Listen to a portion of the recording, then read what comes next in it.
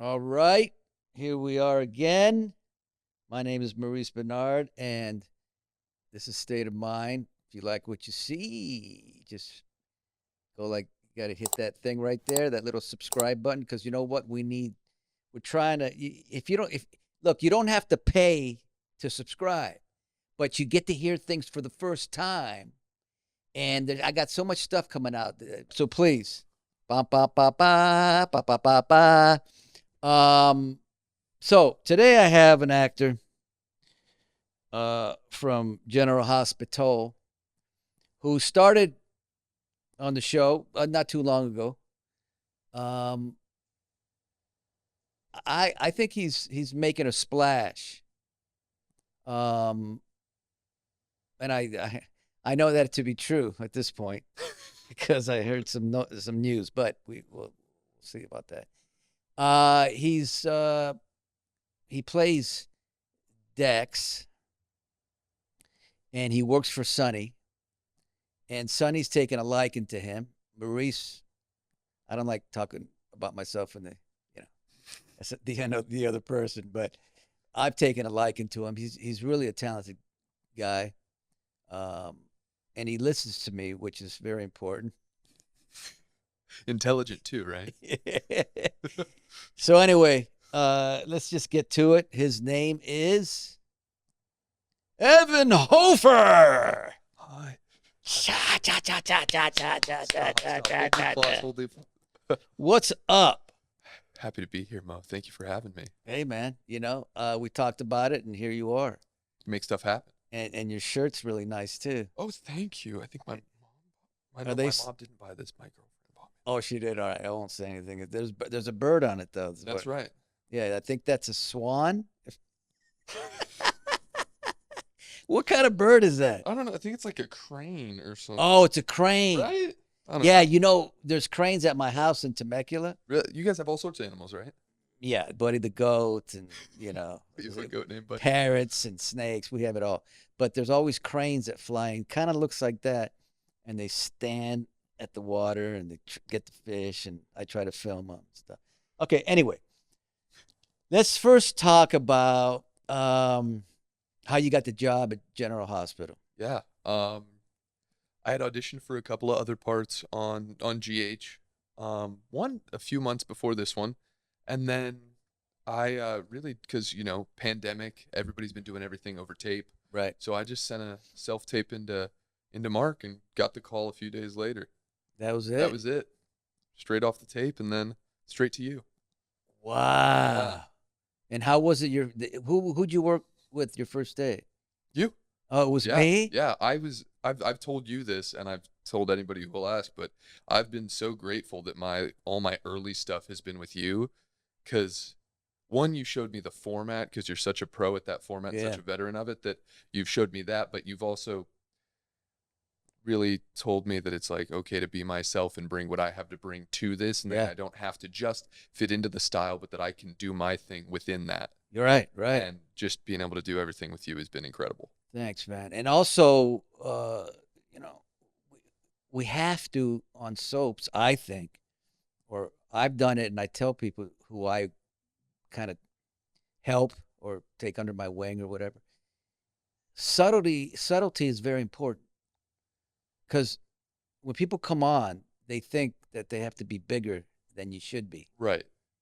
and that's not the case. Well, that's the stereotype Right. that everybody hears going in, but then you get there and again, you really encouraged me to just be myself and do my thing, and you really empowered me in that way, which gave me a lot of confidence because I struggle with my confidence frequently. But So, tell why do you struggle with your confidence?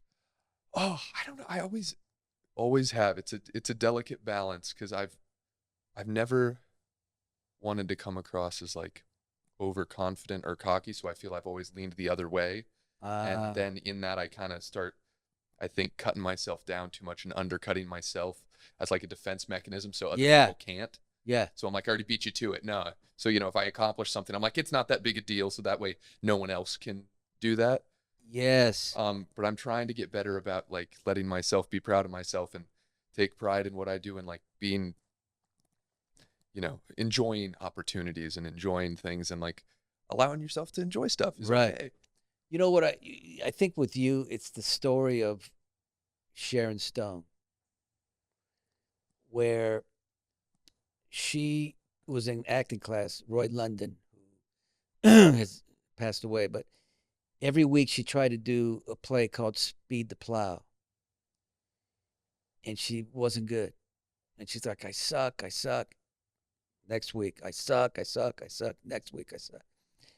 What am I gonna do? He goes, just keep going, keep going. And one day she came in, and she was just brilliant. And she said, he said, you're brilliant, Sharon. And she goes, why?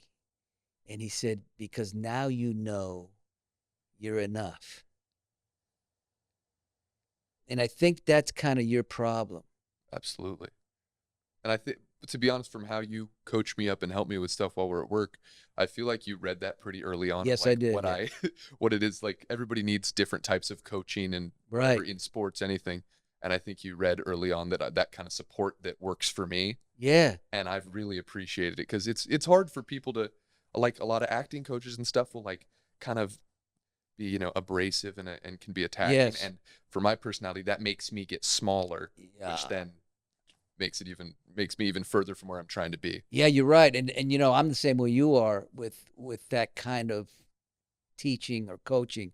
If you're too hard with me, it hurts me. Yes. And then I can't fly. Mm-hmm. But if what I like to do with you know, actors and whatnot is I like to give them confidence and just build their confidence. You build, build, build. Then you can try to, then they trust you, Mm-hmm. and you can be honest. I could say, Evan, it's not good. And you know, I'm coming from a Right. real place. What you did was not, you know, and then that's what I like to do. Absolutely. Because then I know, like, and I already know this with you, you're not trying to tear me down. No. You're trying to, we've had this conversation. I don't want to be good. I feel like I'm good. I want to be great. Yes. And so just building towards that and always challenging me to be better. Yes. And the thing is with you, you're already good, like you said. You can be great. It's going to take, you know, hard work, but not a lot of work. Because I've worked with people that were really not, and I'm not sure they became great, but I know they became really good. Mm. So you already have the talent. You know what you need to do. It's just that maybe it's that little voice that you have from when you were younger that we'll get into a little bit. Am I right? Yeah. You know what I'm talking about? I sure that do. little guy over there. Yeah. You worked with Frances Fisher. I did. Yeah. Now you know that I did. I played Desi Arnaz, and she played Lucy, and she was brilliant. It is one of the great joys of my life to know that happened. Yeah. Let me tell you how this business works, man. I did this thing, you know. I thought I was going to be the next Al Pacino, you know. And then I get a stack of reviews from all over the country from CBS. Evan, my wife would say, "Don't read it." I'm like, I have to. I'm the same way. I'm like, I know I shouldn't, but yeah, I'm going to. Let me tell you something about this business. As far as when I did that when I played Desi and Frances, it was just great. For me, playing Desi, I did an impersonation really well, but it wasn't deep at all, so it didn't work really. But for the audience, they loved it, because if I talk like that, they're like, he's doing the thing. Yeah, he's doing the thing. He's got it right. When I go like that, they call me Q and Pete. I'm the king of the rumba beat. But they sent me a stack of reviews that I read that 95% were horrible. And I was in depression after that for like weeks. That's the business, man. Mm. That's the business. But Frances, man, she can act. You know, my first real, like, dramatic role was in the movie Run the Race that I did with her, and she was so fantastic and just elevates everyone she's with. She, like, everyone in that movie and everything is good. Like, everyone's good, even really good. And then you see the scenes with her, and everyone who next to her is just yeah. even better. She makes everyone great, and that's a skill I've been trying to. I always say that's the type of actor I want to be, is just such a generous performer that makes everyone else better. Yeah. But it is not. It's not an easy skill. No, you have to be generous as a a lot of actors have. I mean, my ego's not small, but it's smaller now than it's ever been. But even when my ego was big, I was always wanted the other person to succeed. And part of that is because the better you are, the better I am. That's you've told me that from right. one. You're like, the better you make me, and the better we are together. Right. It makes everything better. Makes the show better. But I don't think I've ever been. Oh yeah, I have. I was gonna say I don't think I've ever been in a scene where I didn't want the other person to be great, but I think I have because I think I've not liked a few people. It's like somebody rubs you the wrong way. Yeah, you know what I'm getting. You know what I'm saying. It's like you like can't get it right. Get out of your own way. Yes, yes. You're like, I know it's worse, but usually it's not that way, you know. So what is this thing about you like to be surprised? I love surprises. Yeah. Where are you picking that Wait up a from? minute, man. Love surprises. Yeah. What's going on with you surprises? I love like what kind of surprises? Like to the extent where I planned my own surprise birthday party 2 years ago, and the surprise was, because I didn't have anyone else to plan it, I told my friends where to be and the window, and I said, don't tell me if you're coming. Don't RSVP. No one RSVP. Whoever shows up, that's the surprise, and it was awesome. Really? Yeah, I love surprises. I love being surprised. That's amazing. Anything. Well, only good surprises, really. But well, of course. Yeah, but loves being surprised. I've never heard of somebody who loves being surprised, but that's interesting. And a big thing I'm trying to do for my own mental health is to keep my expectations tempered and not have expectations about stuff, good or bad. Yeah, and one, that leaves me open to be surprised, which I love so much. Yeah, and two, it just, So your in life, it's always best not to have expectations. You just kind of live life in the moment. Right. And wherever that takes you, it takes you, as opposed to saying, I have to do this, but it's hard not to. Right? It is hard not to, and it's hard, like, there's certain things where if it's a kind of a 50-50 thing, I talk myself into the way that I think it's going to happen. Yeah.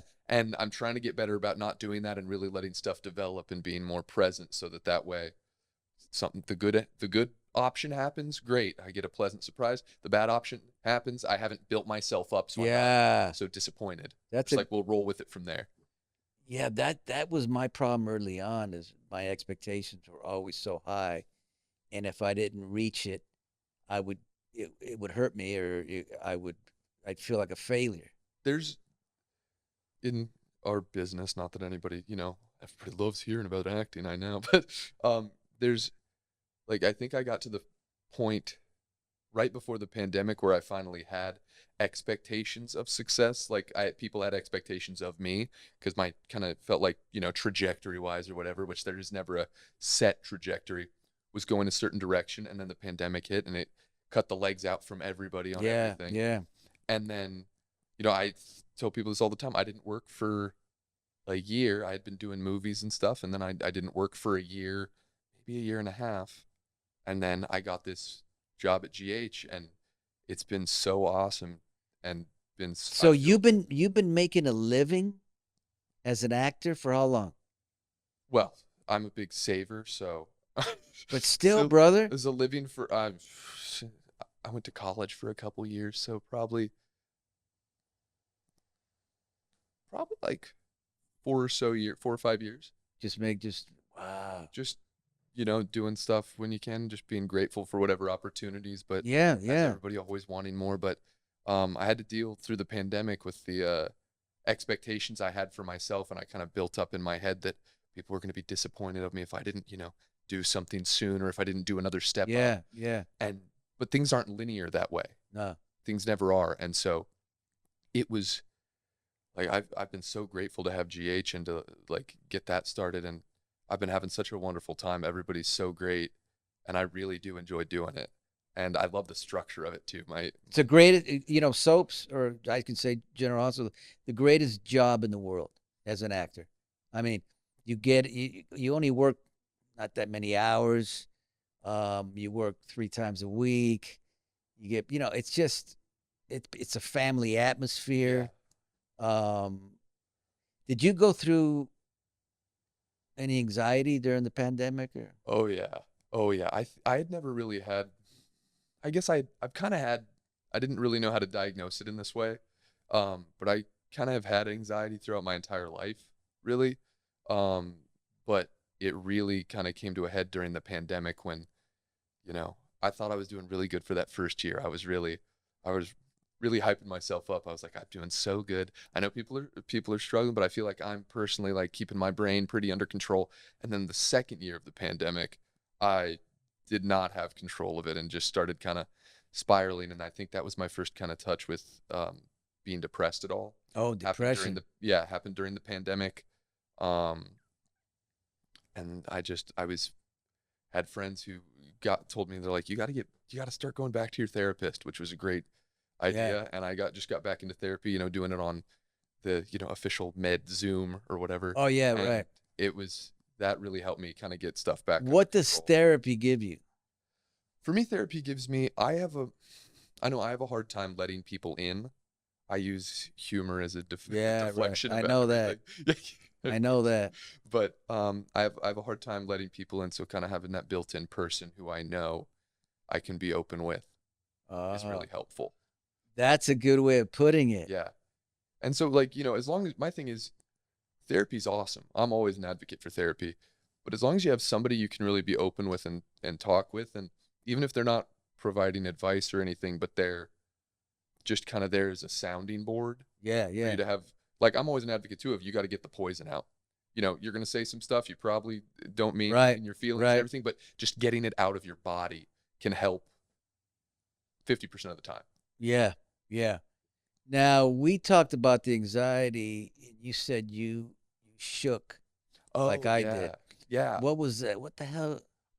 Again, I never really knew because I'd never been diagnosed in that way, but I had heard people have, I guess, panic attacks. Yeah, And I've had a few times in my life where going back to when I was like an early teen, of just getting like what I thought was just stressed out is what you label it as. And I yeah. would get like violent, my body would violently shake. Damn, I know. Yeah. But again, and then it would, after a little while, after a few minutes, it would cool off. And I was like, oh, that was weird, but never thought anything of it. And now, as an adult, and actually after talking to you about it, I realized I'm like, oh, no, it's a Uh, panic attack. I just didn't yeah, know but what it's to define it as. well, when mine happened, it was horrific. I mean, it's never happened. I've had 3 nervous breakdowns, anxiety and depression, but I've never had the shakes like that. It's weird to feel out of control in your Yeah, body in that way. yeah, And you feel like almost, for me, it felt like I was shivering, like this yeah. full body shiver. So I was like, do I get a blanket? I Right. realized that that's not the problem. It's in here. Yeah, that's amazing what the mind can do. It's just all, I hate to say it, state of mind, but cliche. Now, I want to talk about well, first of all, I forgot that I was you know, Evan is, this damn good actor and whatever, it's all good and we're having a good time. And then I remember just walking on the set, and this may not have anything to do with anything, but who cares? And then it's a pool scene, and he's got his shirt off, and the guy's got like a 10-pack, and I don't know why it didn't bother me. I like the idea that it would, though. Yeah. For some reason, I'm like, hey, Mo, and you just don't talk to me. You're just gone. That was weird. But then the other guy had a six. Remember, there was another guy that that guy was huge. more His six-pack name than was, you.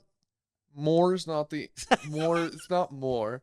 He was very, very good shape. Nick. His name was Nick. Remember, I said, "Can I just touch it?" You did. And I put my finger inside his six-pack, and it was like an inch. Yeah, he's an athlete. You know what I mean? I know, That I guy's get an it, I athlete. get it, I get it. Great guy. I told him as soon as that was my first big, like, I've been told it's like a big deal when you're shirtless on a soap opera. That was my first time being shirtless on GH. Now, you're not naturally built like that, right? Built like that. Yeah, I've had abs. Oh, I'm you're more of a, don't I've got even like tell a me lean anymore. body. I've always had the lean body. I have trouble getting bigger, and I would like to. I get But it. so I'm doing that first scene, and I see Nick there sitting by the pool. He's just supposed to be like on a lounge chair, and I'm like, get him out of here. No, this is my moment. Don't ruin this for me. Exactly. Get him out of here. You thought you were gonna be the only one I there. was like, what is this about? And it's like this other, what was funny is I saw you first, right? Yeah. And then I see this dude get out of the water. He's like 6'3", with a freaking 20-pack, and I'm like, Unreal. I thought that Evan looked great, but this guy's They were trying to steal my moment, but it's okay. He didn't get any. They didn't put Tanner on him yet. Just me. So okay. I'm just trying to get sponsored by Bowflex, Mo. I have every Bowflex product. That's pretty. I work funny. out in there in my home gym every day. I'm just trying to get sponsored by Bowflex. Well, you don't need much Bowflex, man. So before we conclude this, I want to get into. We were in my room, and I think we were talking about you in high school, and you showed me a picture. And what I really want to get into is, how is it when you're one way? I'm not saying that's bad to be,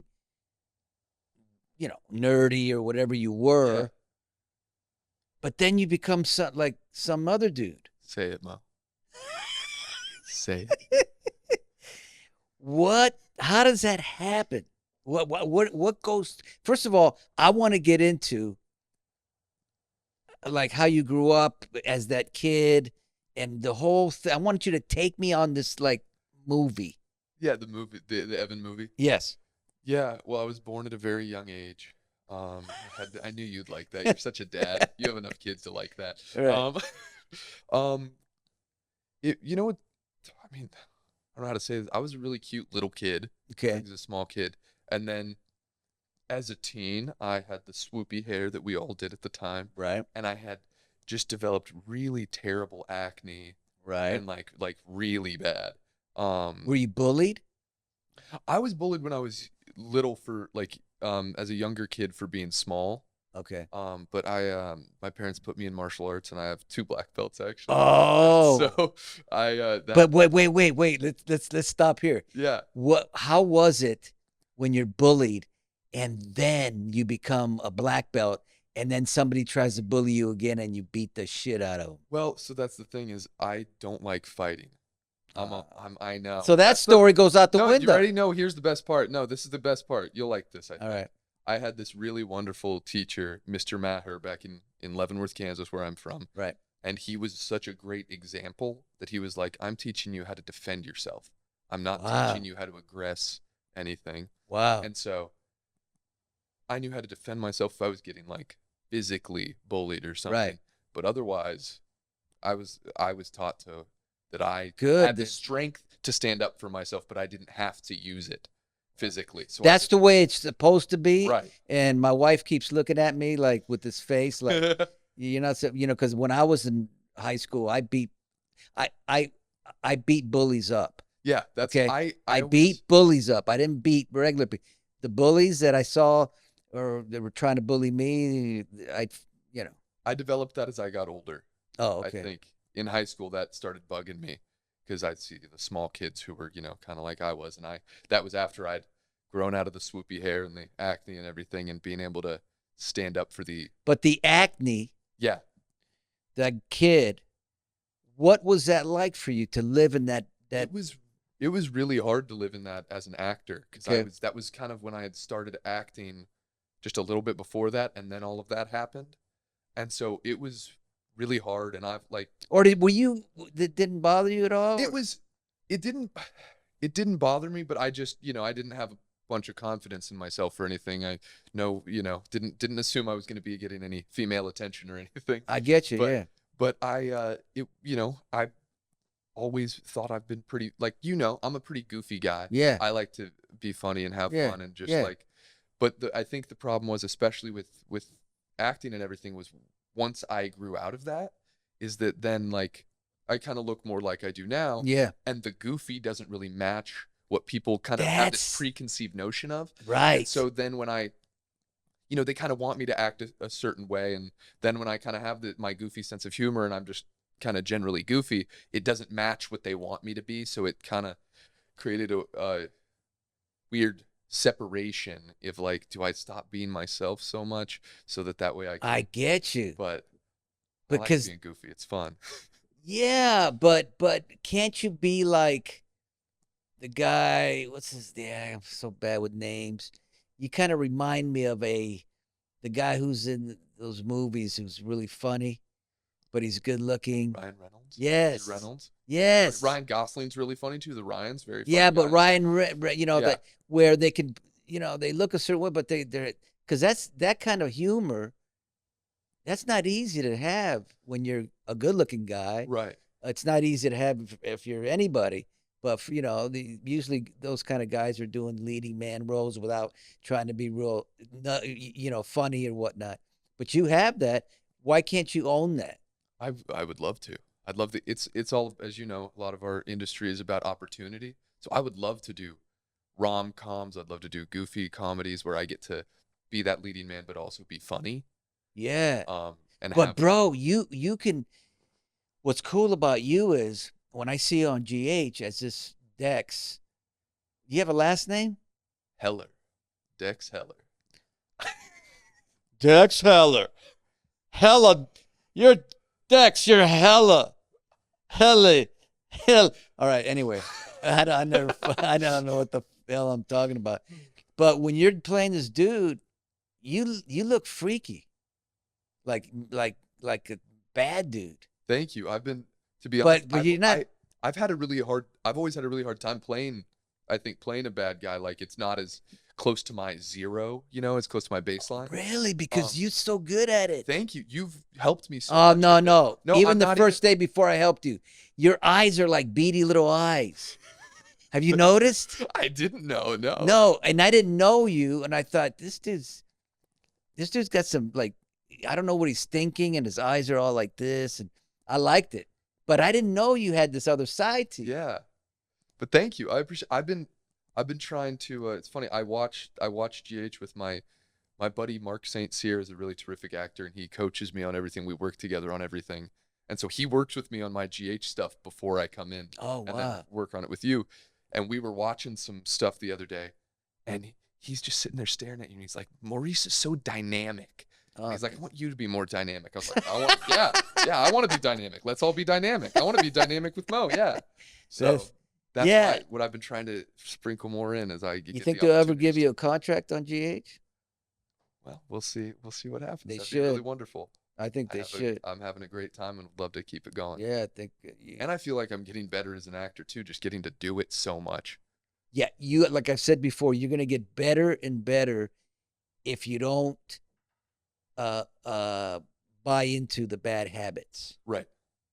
Because what happens on a soap, in my opinion, is if you're good, you can get great if you do it right. But if you don't do it right, you'll just not be good at all. Right. Because then the bad you'll fall into all this other stuff, and it will not help you. Well, I told Mark this. I believe, like I said, I'd auditioned for other roles on the show. I've auditioned for other soap operas. Yeah. But I think everything works out the way it's supposed to. I'm always in favor of that. I think everything, you do the best you can. You put all your effort forth, and then everything else is just not in your control. Yeah. So I've told Mark Techner over and over again, I'm so grateful that I got the role that I did, because I got to start with you and have you coach me up, and like I said, like, to go from good to great. Yes. I get to do all these incredible scenes with you and get to keep growing in that way. Let's rock and roll. I think I want to end this by saying, Evan Hofer. We're gonna probably have some stuff on GH. We already had one day that he was really great in, Evan, but we're gonna have a lot more coming up, and I can't wait. He can't wait. We're just gonna. I love working with young actors, and That's all I'm gonna say at that time. So, um, thank you, brother.